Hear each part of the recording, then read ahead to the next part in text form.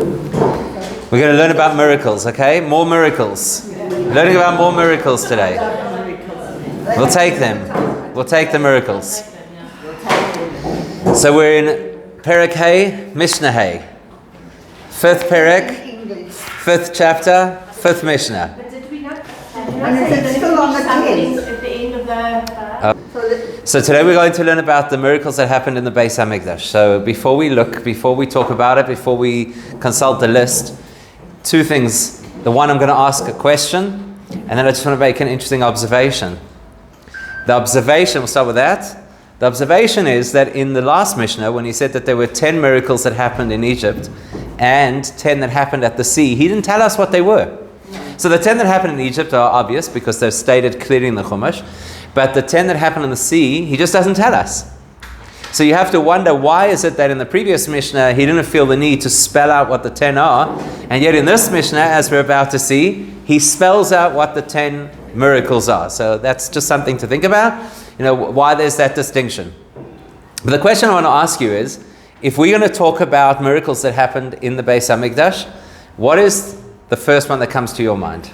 The first miracle that happened in the Beis HaMikdash. I'm very curious just to hear, because we're all familiar, if not with all 10 of them, at least with some of them. So I'm just curious, which is the one that comes to your mind first? The oil. That was a once-off. That was a once-off at the time of Hanukkah. I'm asking about a question that happened on a regular basis in the Beis HaMikdash. The fire that went straight up. Okay. The light shone out, but according to the Rambam, that's the design of the Beis HaMikdash. It's not a miracle. The fact that the light radiated outward, right? That they could fit everybody in. And no women miscarried. No women miscarried. Okay, we're going to analyze that and see if it's that simple. What else? Okay, so far so good. So far you're picking miracles that are on the list. Now the reason I asked the question is because I was hoping that somebody was going to quote the miracle that's not on the list. And then that would raise the question, why is it not on the list? And possibly other miracles that may also have occurred. Who says there were only 10 miracles that happened in the Beis HaMikdash? We're listing 10. Who says there were only 10? So the one that I want to throw out that is not on the list, just to get everybody thinking a little bit, is the miracle of the ark. Okay, what was the miracle of the ark? That on the one hand it measured, so it had actual measurements, and the room it was in, the Kodesh HaKadoshim, had actual measurements, and yet it didn't occupy any space. Now the simplest reason why that would not be on the list, any thoughts why the simplest reason why that one would not be on this list? Because they said there's space and no space for the people. Okay, so? Doesn't affect the people. Doesn't affect the people. You could say it doesn't affect the people. That's getting closer to the explanation. So firstly, there's a practical explanation. This is written when? When is the Mishnah written? Or I should say, when are the teachings of the Mishnah taught that were eventually written? In which phase of Jewish history? The what? There was no ark in the second. There was, correct. This is all happening during the time of the second Beis HaMikdash. The second Beis HaMikdash didn't have the Aron. The Aron was hidden already before the end of the first Beis HaMikdash. So that would be the simplest reason why this miracle is not listed, because they're talking about miracles that happened that they could have seen with their own eyes that happened inside the Beis HaMikdash, right? And that would be the same with the Urim V'Tumim, right? The Urim V'Tumim, that they would illuminate the stones of the Chosh HaMishpat as a communication device, that Hashem could answer questions that the king would ask, or that the community would ask. So that also was absent in the second Beis HaMikdash. So possibly what's happening here is that we're only talking about miracles that occurred also in the second Beis HaMikdash, meaning things that people here reported, they saw it, they experienced it with their own eyes. It wasn't something they heard from their grandparents. Okay, so that's quite interesting. There's another explanation as well, and that is there are miracles that happened in the Beis HaMikdash as testimony to the fact that the divine presence was in the Beis HaMikdash. The miracles on this list are all miracles that had a direct benefit to the people. So that's something to keep in mind as we go through the list. They're all things that had a direct benefit to the people. The other thing that we'll find in common with all of the miracles we're going to list is that they are all miracles that happened on a mass scale. Now, what does it mean, mass scale? These are miracles that happened in a closed environment. What do you mean on mass scale? Either across the mass of time, that means to say they were miracles that happened all the time, or they were miracles that affected the whole Jewish community, as we shall see. Okay, so those are the two options. Either these are miracles that happen daily, or they're miracles that affected the entire Jewish people. Let's construct the list. So the Mishnah goes like this. Asara nisim nasu l'avoseinu bebeis hamikdash. There were 10 miracles that were done for our forefathers in the Beis Hamikdash. I'm going to say again, shenasu l'avoseinu, 10 miracles that happened to our forefathers. Where did they happen? In the Beis Hamikdash. Right? Are we clear about that? Where do these miracles happen? In the Beis Hamikdash. Good. Now let's listen to the list and see if that is consistent right through the Mishnah. Miracle number 1. Loi hipila isha meireach besar hakodesh.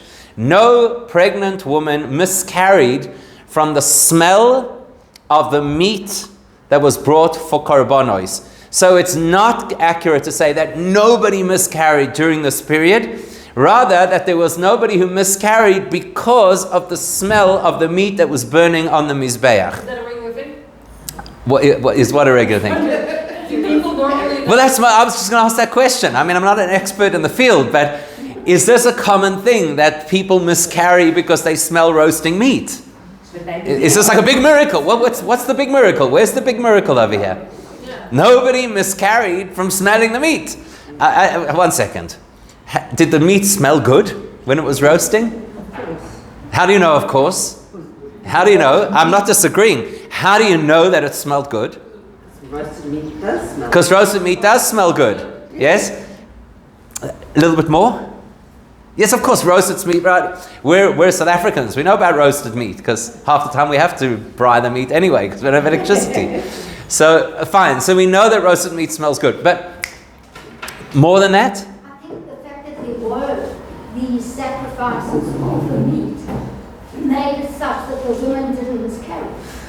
But they didn't, it says specifically they didn't miscarry from the smell of the meat. It doesn't say no woman miscarried in the whole of Israel at that time. It says specifically. So let's go one step at a time. How do we know that the meat smelled good? It was roasted. Besides that it was roasted meat, how do we know that the meat smelled good? Exactly, because the Torah says clearly it would be reach nichoyach, that it would be a pleasing aroma. That's what it says. Not only that, the Torah tells us specifically that when it comes to bringing karbanos, they have to be brought lemoshcha. And Rashi, quoting from the Gemara, says the word lemoshcha means ligdula. That means that when you bring a karban, you have to make it as beautiful as possible. And therefore, before they put the meat onto the Mizbeach, they would actually add at least salt. We know for sure. There's even an opinion that they added other spice as well, so they would have an especially great smell. Who is miscarrying from meat that smells good? I could think the argument, if anything, should go the other way. If something smelled putrid, maybe that would make somebody so sick, God forbid, they could lose a pregnancy. But why would a good smell make somebody potentially miscarry? And now you need this massive miracle. It never happened. Why? It wouldn't usually happen. What wouldn't usually happen? Miscarriage. The miscarriage wouldn't. So where's the miracle? Where's the miracle? Okay, let's step out of this for a second. I'm going to ask you a different question. A very interesting classification in halacha. What happens if a pregnant woman gets a craving on Yom Kippur? What do you do? What do you do? So the halacha is as follows. The way that the Gemara presents it is very interesting. It's called ubra shehericha. What happens if a pregnant woman smells the smell of meat on Yom Kippur and develops this intense craving, and now we have a dilemma as to whether or not you allow the woman to eat on Yom Kippur. Why is it a dilemma? You're not allowed to eat on Yom Kippur. Why is it a dilemma? Because it could be dangerous. Could be dangerous when a pregnant woman has a craving. It could be dangerous if we don't allow her to fulfill the craving. So the halacha is, we say, it's Yom Kippur today. Do you think you can manage? Do you think you can pull through? If it turns out that she's unable to pull through, then we are allowed to give her some of that food to taste, because that's how intense the craving is. And if we don't, there may not be a danger directly to her life, but the first danger is, in the early stages of a pregnancy, that she could lose, God forbid, the pregnancy. So now let's use that logic and apply it over here. How is a woman potentially going to miscarry from the smell of the meat? Crave the meat. Exactly. She'll crave the meat. That's the concern. A woman is there in the vicinity of the Beis HaMikdash. Let's say she's in the Ezras Nashim, the section that's designated for women, which is not too far away from all this mass braaiing that's going on, smells the smell of the meat and now has a craving. Except that this meat is kodesh, it's holy meat that you're not allowed to eat. So therefore there had to be a miracle that no woman ever miscarried despite the very attractive smell of the kochim, of the korbanos, and the fact that that might have put her into this very desperate craving situation, and nobody ever lost a baby because of that. That's the miracle. Now, we're going to come back to this story. I want to run through the list, and then we can analyze this a little bit further. But in the meantime, think about it. Out of all the wondrous things we're going to learn about on this list, why do you think this is the first one that was mentioned?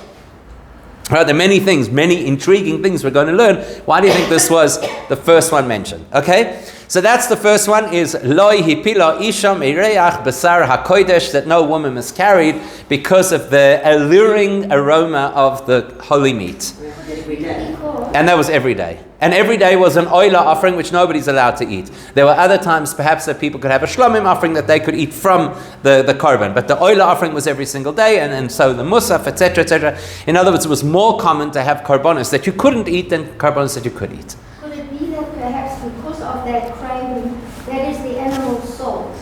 And here with the korbanos, it's a very holy act. Okay, it's an interesting point that the craving might be the animal soul and the korban is something which is so holy. Okay, good point. I don't know. We'll have to think about it.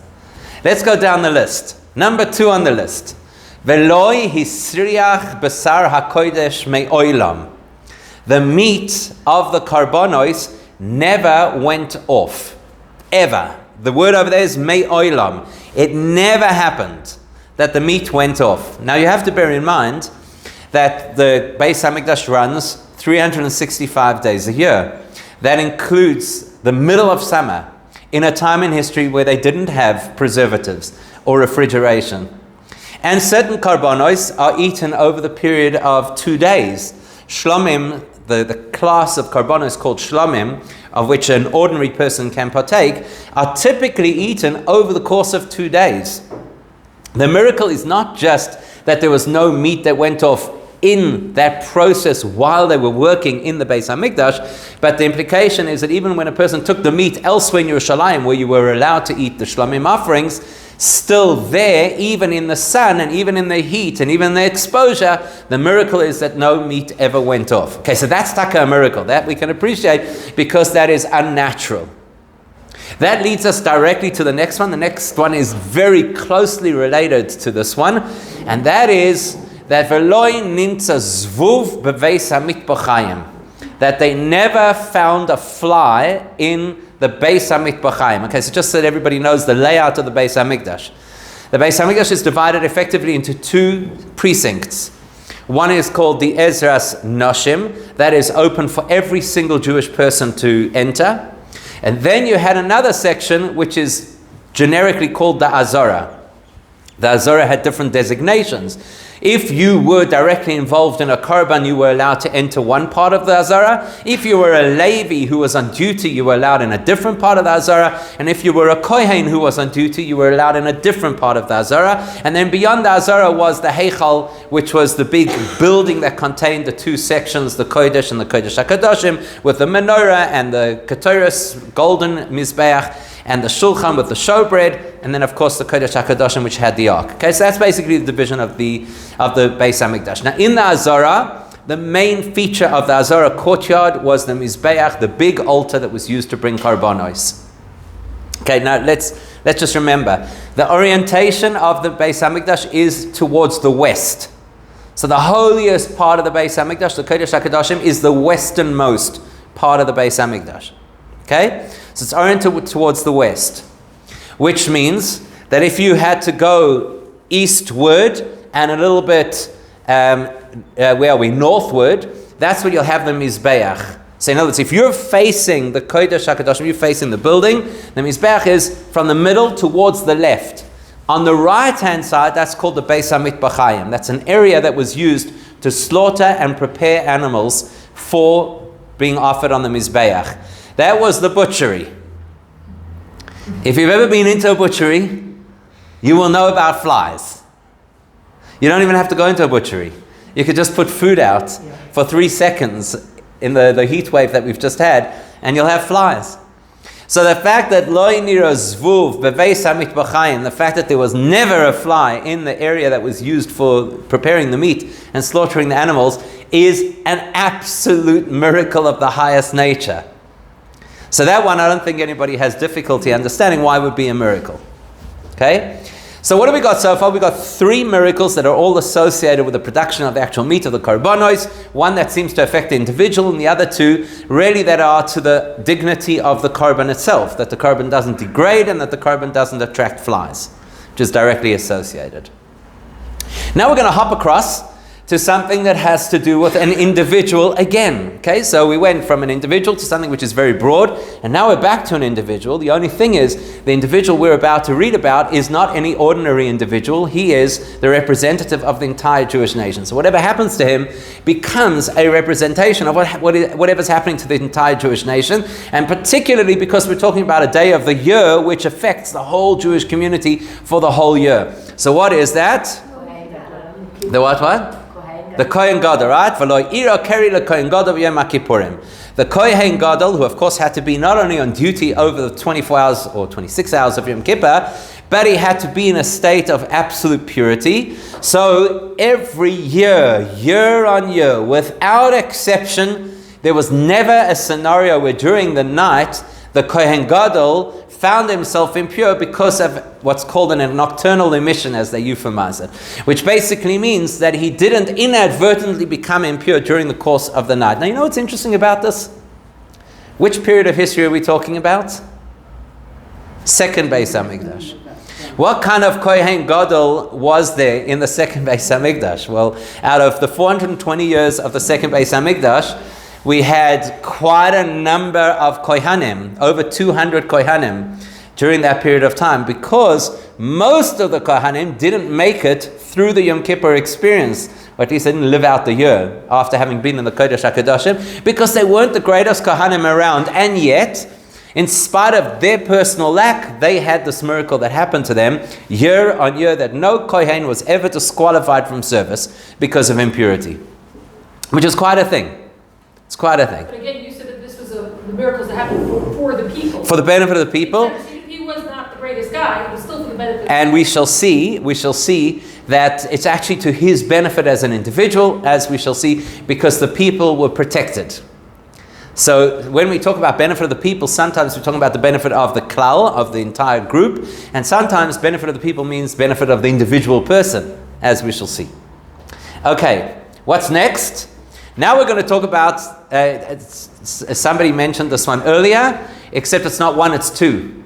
So now we're going to talk about miracles that are associated with the Mizbeach itself. 2 miracles associated with the Mizbeach itself. What are they? Number 1, the rain never extinguished the fire that was burning, as the Torah calls it, Eish Tamid. There had to be a constant fire that was burning on the Mizbeach, and it was never extinguished by rain. And the second is that the wind never overcame that column of smoke that rose up from the Mizbeach. So very often we kind of mix the 2 and confuse the 2, but they're 2 distinct miracles.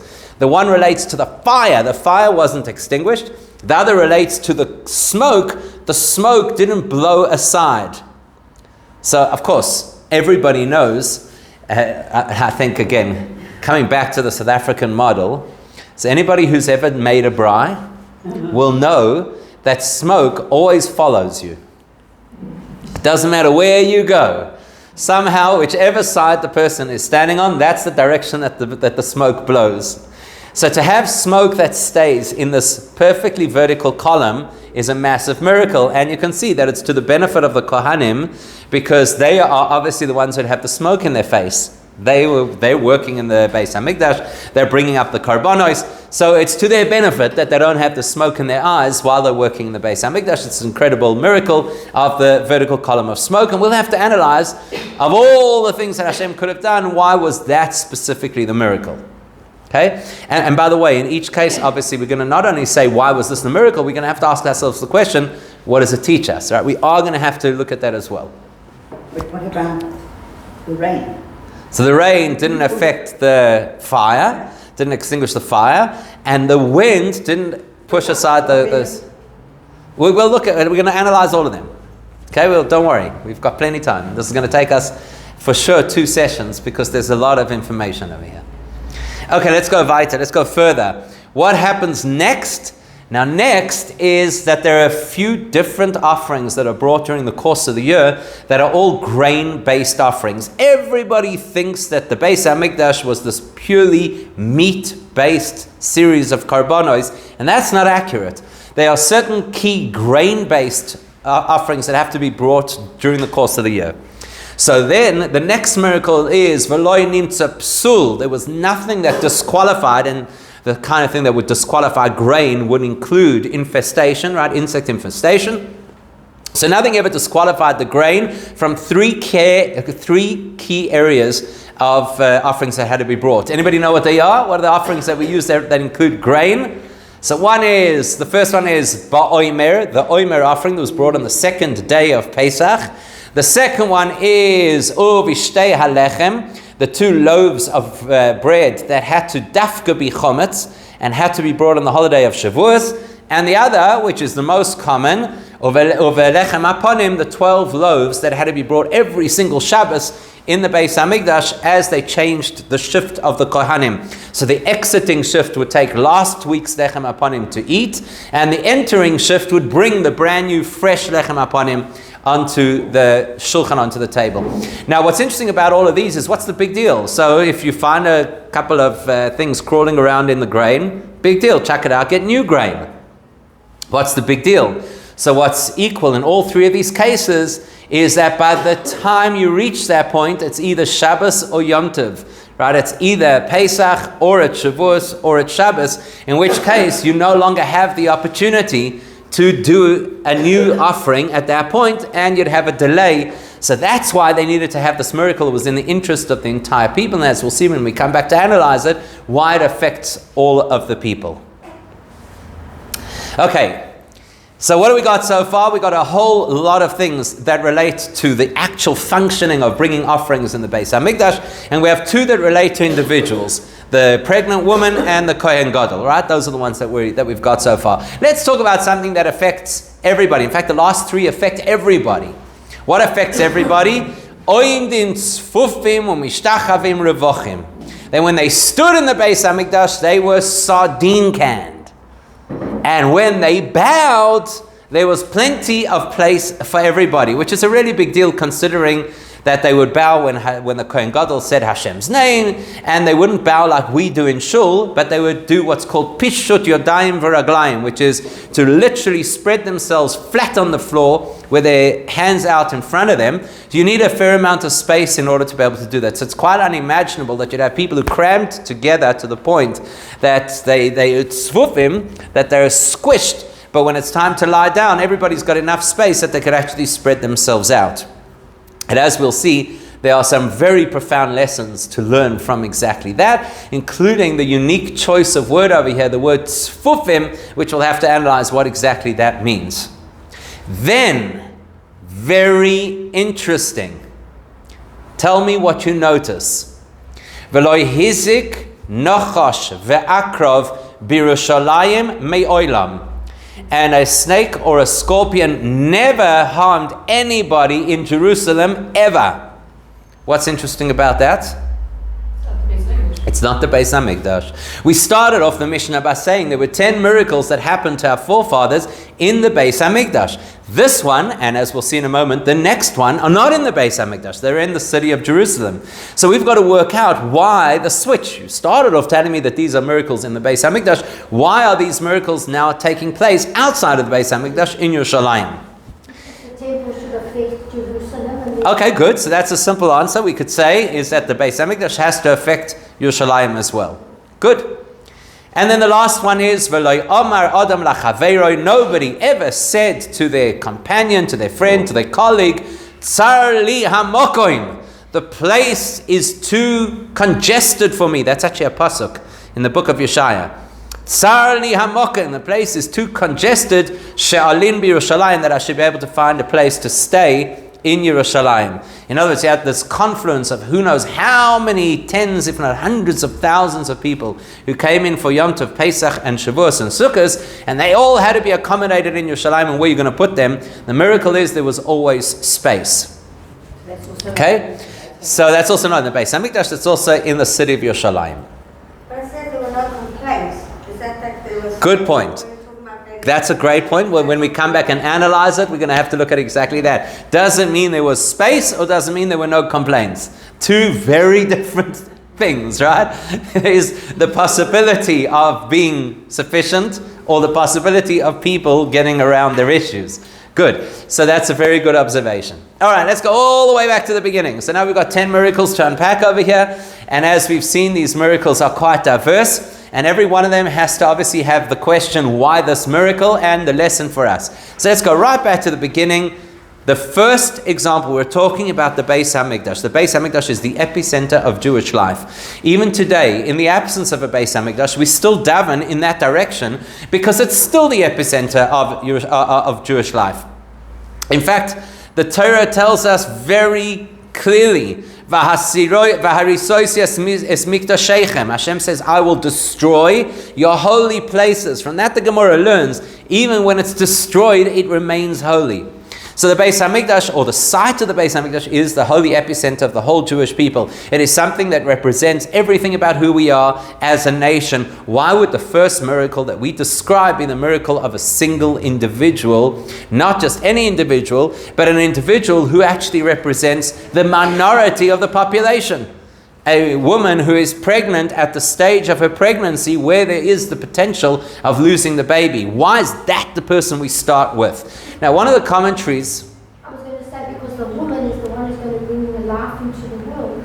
Okay, so you could say, so she's going to bring the life into it, which is a very beautiful idea, but unfortunately still does not represent the klal. It doesn't represent the community. It still represents that individual and the possibility of her expanding her family. We need something that gives us a little bit more than that. So before we can get into this, let's clarify a few things that are really valuable to know. Number one, what is the meaning of the word holy?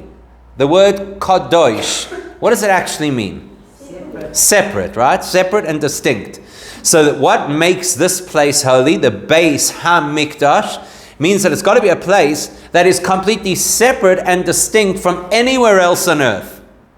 Now, what is the nature of everything else on earth? Is that it is bound by the rules of nature. So if this is a place that is mikdash, that is designated, that is sanctified, then that means that it's got to be a place that behaves in a way that is different and distinct from the rest of the world. And because, as we've already seen the theme of this chapter, anytime that something is a complete process that affects every aspect of the system, it will have to have 10 components to it, because a complete system has 10 parts to it. So the Beis Hamikdash has to express its supernatural nature, dafka, through 10 different miracles. Okay, so that's really important to know. The Yachin, who's one of the commentators on the Pirkei Avos, says that what will distinguish the Beis Hamikdash from everything else on earth is that the Beis Hamikdash is not bound by the laws of entropy. In other words, everything that exists in our world must degrade with the passage of time. It is a given, it's a guarantee, yes? That's why everybody knows you could have the most amazing thing in your life. It's very exciting in the beginning, and over time it loses its allure because it's not as good as it used to be, or it doesn't work as well as it used to be, or whatever the case is. That's the nature of things. So the Beis Hamikdash, therefore, is supposed to be distinct. The Beis Hamikdash must illustrate in all of its miracles how it behaves in the opposite way. the nature of the world is for things to degrade, the miracles of the Beis HaMikdash must all be about things not degrading. That's how the Yochin explains it. And then he says there are actually three segments. The first segment on the Mishnah is where there is internal or inherent erosion, because that is the nature of things that naturally erode. The second segment will be the susceptibility to being eroded by external forces. And the third segment will be not even a complete erosion, but just some experience of discomfort. So all three of those are absent in the Beis HaMikdash. That's life. That's how life works. We have our own internal degradation. That's what happens over the course of time. Nobody likes to talk about it, right? But that's what happens. As we move along, so certain parts of the body start to become a little weaker than they used to be. Then there is those things, those factors that come into our lives from the outside and cause us stress and pressure and difficulty and challenge, and that wears us down. And then there are those things in our lives that are not necessarily train smashers, but they're those niggling discomforts that also take their toll on us. So the Beis HaMikdash has these three different areas of miracle, showing that none of that happens in the Beis HaMikdash. There's no inherent decay, there's no external forces that can wear it down, and there isn't even the normal natural discomfort you should expect in life. So the loss, God forbid, of a pregnancy is exactly that. It is the fact that there was a possibility of new life, the possibility of creation that has been lost. It's an inherent flaw. Something's wrong with the fetus, and that's why it doesn't survive. Very often that's what a doctor will tell a person, it's better that this fetus didn't survive because it probably would have had all kinds of challenges. Now, whether the doctor's right or not is subject for another debate, but principally, the understanding is it's an intrinsic degradation of this particular fetus. So that's where we start. We start with an example of something that inherently shouldn't survive, but in the Beis HaMikdash, it survives. That's basically the message over here. Now let's understand this a little bit better. Who are we talking to? In the first miracle, we're talking to one person. You know the mistake is that most people make? Most people think Beis HaMikdash, such a high-level experience. This is where you serve God. This is where everybody has to come for the 3 festivals. This is a place where everybody's got to bow in submission to Hashem, which is what we learn about later on in the Mishnah. This is the place that is the epicenter of godliness on earth. Who is the individual in such a great context? This is so grand, so big, so spectacular, so special. Surely the individual is just a pinprick in that environment. That's why the Tana starts this mission by telling us, first and foremost, you walk into the Beis HaMikdash, the first thing you have to know is this is a place where the individual is valued enough to have a miracle that helps the individual in a very, shall we say, unique circumstance. Because let's talk about this for a second. Every time Hashem does a miracle, there are other ways that he could have done the miracle, right?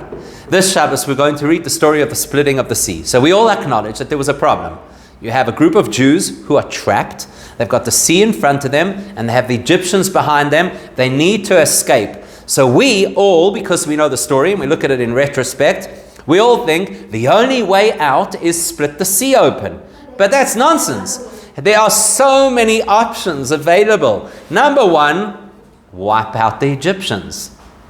That's going to happen anyway, right? So why do we have to go through the whole rigmarole of crossing the sea? Just wipe them out right over there. Number two, confuse the Egyptians. Let them get lost. They didn't have ways. Let them get lost, and they'll end up somewhere else. They don't have to come after the Jews. Or what Hashem could have done is he could have miraculously dropped down a few million dinghies or submarines. That would have been a miracle. So why does Hashem take this particular path that it has to be the miracle of splitting the sea? Because the splitting of the sea represents a very important element of the whole spirituality of leaving Egypt and preparing to get to the Torah. That's why it had to happen that way. So if Hashem wants to prevent a woman from miscarrying because she might smell the smell of the kachim, of the korbanos, and that might cause a craving, and that might cause her to miscarry. You know what Hashem could have done? I know it's not such a fancy miracle, but you know what He could have done? Given her sinusitis. And then she won't smell the meat. Or He could have made a miracle in the same way as the column of smoke goes directly vertically and doesn't move. Make the smell go in a particular direction that doesn't reach where the women are. You see the point? There are so many ways that Hashem could have prevented this particular issue. Yet the Mishnah is insisting that the miracle is she smells the meat, which is a natural experience. She feels a craving for that meat, which is a natural experience. And then Hashem does the miracle that it doesn't have any negative effect on her because she can't eat the meat. That leaves this woman feeling Hashem cares about me. Because I promise you, nobody who wakes up in the morning with a blocked nose thinks Hashem cares about me. Yes, you could be all philosophical about it and say, had you not had the blocked nose, you might as well, but you don't feel it. Had Hashem made the miracle that nobody smells the meat, how would the woman know that Hashem cares about her? So the message that the Mishnah wants us to know right at the outset is that the Beis HaMikdash, which is this place at the highest level of divine experience, not only is a place where the individual may not be at the front and center, but to the contrary, it's a place where it shows how much Hashem loves us as individuals. That's why this is the miracle, and that's why it's the first miracle that we have to learn about. It's the message that Hashem cares about us as individuals, and He wants us to know that He cares about us. Now it goes one step further than this. See, one of the most important things that a Jewish person always has to remember, it's not easy to remember, but it's important to remember. One of the most important things to remember as a Jewish person is that there is no force in the world strong enough to interrupt our connection to Hashem.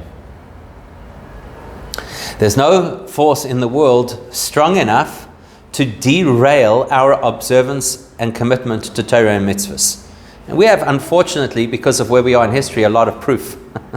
We have many generations who've proven this. What are we going to say? What about the Yetzer Hara? Okay, good. Good question. That's why this is such an important principle. That's why this is such an important principle.